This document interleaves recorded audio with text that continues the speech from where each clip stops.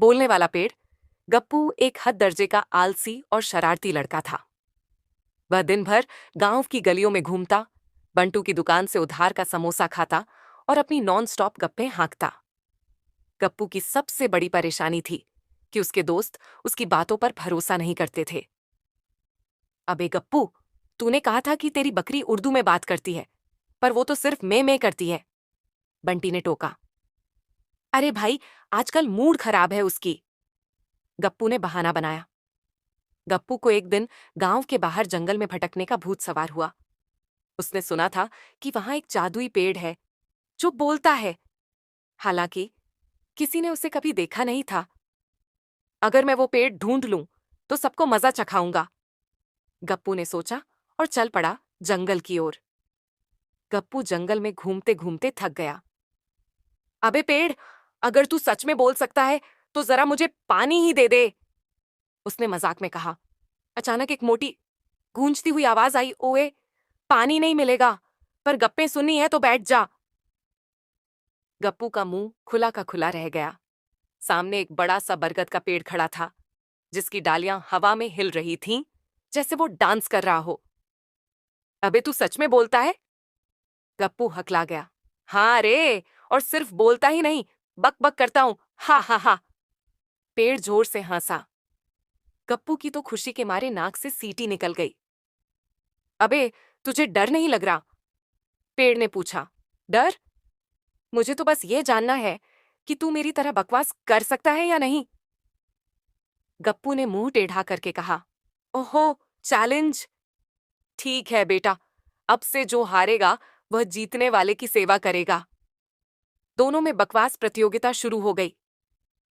गप्पू ने तय कर लिया कि वह इस बोलने वाले पेड़ को गांव में लेकर जाएगा और सबको चौंका देगा। अबे पेड़, तू मेरे साथ गांव चलेगा? गप्पू ने पूछा। क्यों नहीं?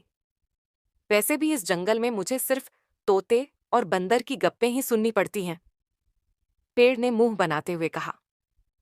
गप्पू ने एक बैलगाड़ी का जुगाड़ किया और गांव के कुछ बच्चों की मदद से पेड़ को उखाड़कर गांव में ला पटका। गांव वाले आंखें फाड़कर देखने लगे।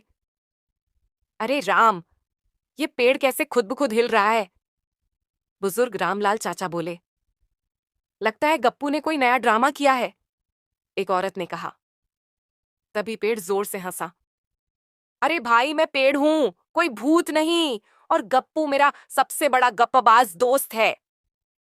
गांव वालों की हालत खराब, कुछ डर कर भागे, कुछ गिर पड़े, कुछ तो चक्कर खाकर बेहोश हो गए।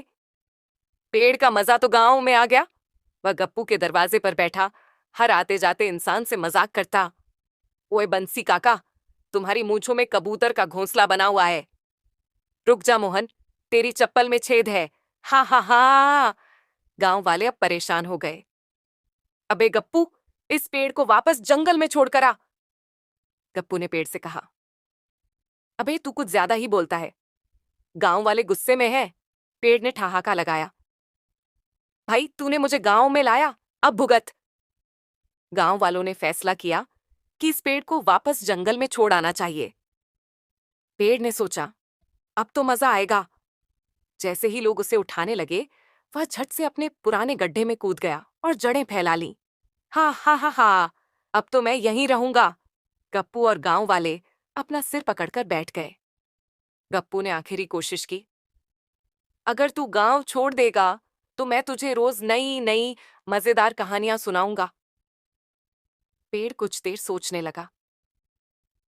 ठीक है, लेकिन पहले मुझे एक वादा दे, तू अब झूठी गप्पे नहीं मारेगा, गप्पू ने झट से कहा।